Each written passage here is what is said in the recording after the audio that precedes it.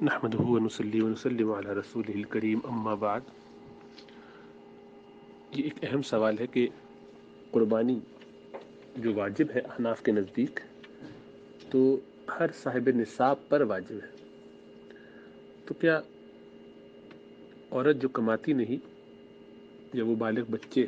جو صاحب نصاب ہیں لیکن کماتے نہیں، وہ اپنی قربانی کس طرح ادا کریں؟ تو اس کی صورت وہی ہے جو زکوٰۃ کی ہے، جس شخص پہ واجب ہے اسے خود ہی ادا کرنا ہے۔ اب اپنا مال بیچ کے، سونا ہے تو اس کو بیچ کے یا کوئی اور چاندی وغیرہ کے زیورات ہیں، کوئی اور مال ہے، اس کو بیچ کے پھر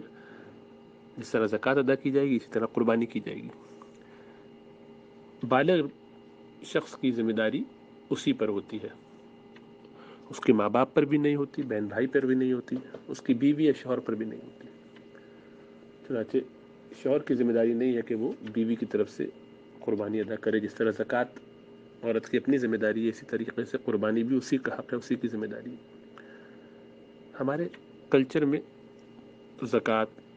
صدقۃ الفطر، قربانی وغیرہ، صدقۃ الفطر تو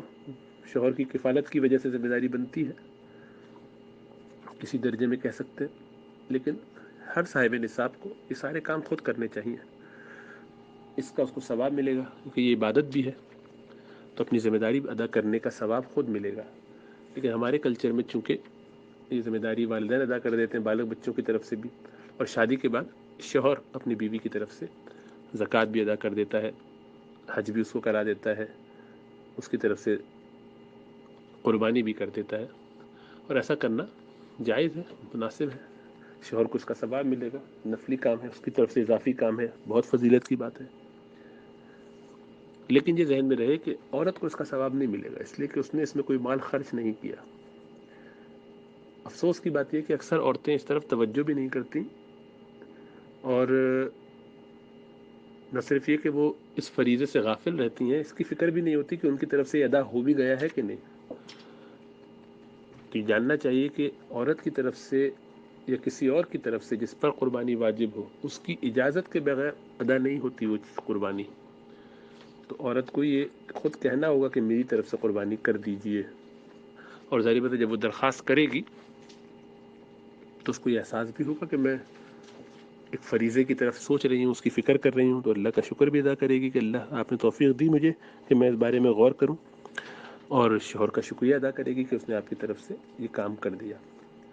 لیکن عورتیں چونکہ اس سے بالکل غافل رہتی ہیں، انہیں یہ پتہ ہی نہیں ہوتا کہ قربانی ہوئی بھی کہ نہیں ہوئی، اس لیے ظاہر بات ہے ثواب سے بھی محروم ہے، اور بہت ممکن ہے کہ فقہی حساب سے ان کی طرف سے قربانی ادا ہی نہ ہوتی ہو، کیونکہ انہوں نے شوہر سے نہ درخواست کی نہ اس کو اجازت دی، تو وہ اپنی طرف سے کرتا رہے۔